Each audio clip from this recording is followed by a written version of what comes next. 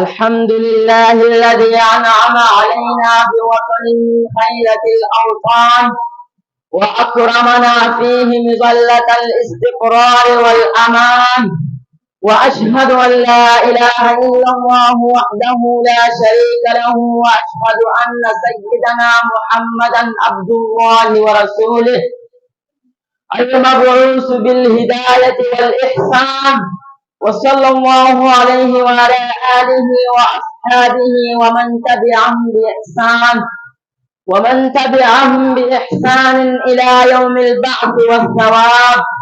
أما بعد، أيها الإخوة، لقد أكرمنا الله تعالى بالعيش في دولتنا الغالية باكستان، حياتنا فيها مستقرة وخيراتها وفيرة، ومساجدها ومدارسها ومنارة، ومبانيها خضارة، ومجدها في ارتقاء وزيادة، نشتاق إليها وننعم في ظلالها، والله نعم يجب علينا شكرها، فالشكر قيد النعمة الموجودة وصيد النعمة المفقودة، كما قال تعالى: وإذ تأذن ربكم لئن شكرتم لأزيدنكم.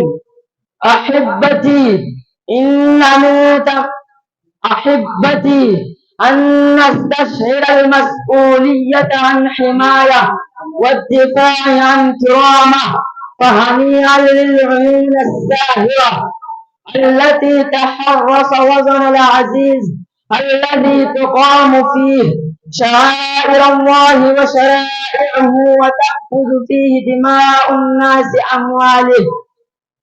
وأخيرا أسأل الله أن يثبت أجر المدافعين عن باكستان، وأن يجعل خالص أعمالهم في ميزان حسناتهم، وأن يوفقنا لخدمة. والسلام عليكم ورحمة الله وبركاته.